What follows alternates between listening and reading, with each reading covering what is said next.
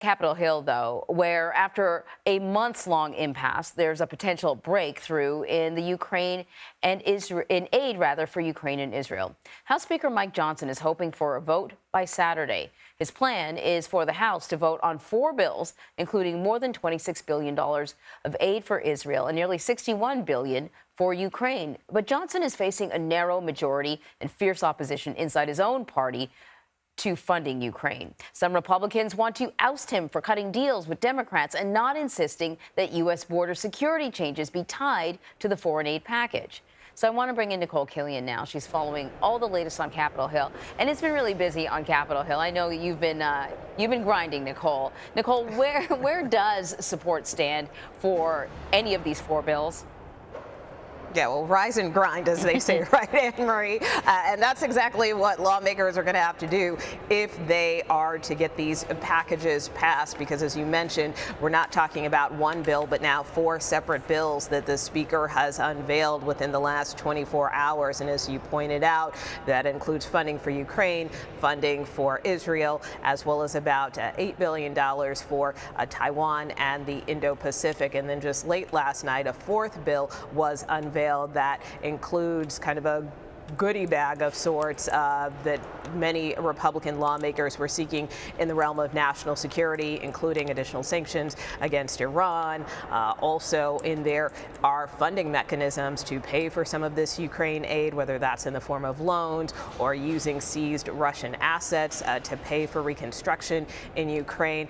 And in addition to that, there is also a revamped proposal to ban TikTok in the United States. So there's lots to chew on there.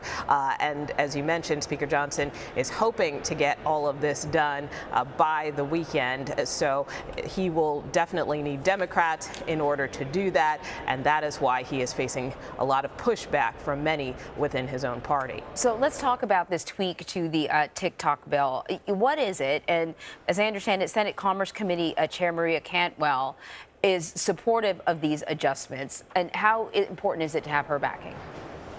Well, it's kind of similar to the proposal that we saw the House pass a couple of weeks ago that requires the divestiture of TikTok from its Chinese parent company ByteDance. And so with this tweaked legislation that we saw unveiled last night, it extends that divestiture period from 6 months to a year. So basically gives the company more time to try to sell off. And so that was a welcome news to Senator Maria Cantwell of Washington, who also chairs the Senate Commerce Committee and has been pretty skeptical of the previous package that was sent over from the House. So as you know, we have yet to see any Senate action on the previous TikTok bill that was passed, but now again with this extended divestiture period, perhaps that might provide some momentum here in the Senate if the House passes this latest version. And before I let you go, the leaders of Columbia University took questions from lawmakers yesterday.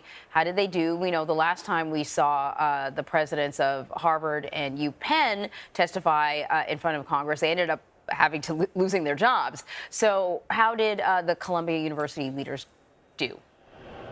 Well, yes, that's right. The House Education Committee heard from the president of Columbia University, Dr. Manoush Shafiq, as well as members of the Board of Trustees for Columbia. And obviously, they had much more time to prepare than some of these other university presidents. And that did seem to come through in their testimony. For instance, when Dr. Shafiq was asked a similar question to the presidents of MIT, Harvard, and Penn about whether calling for the genocide of Jews violates their school's code of conduct, Dr. Shafiq promptly responded yes. And you may recall some of those other college presidents said, well, it depends on the context, and that's kind of what created that viral uproar that ultimately led to the resignations of Penn's president and Harvard's president. That being said, though, you know, the president didn't go unscathed during this hearing.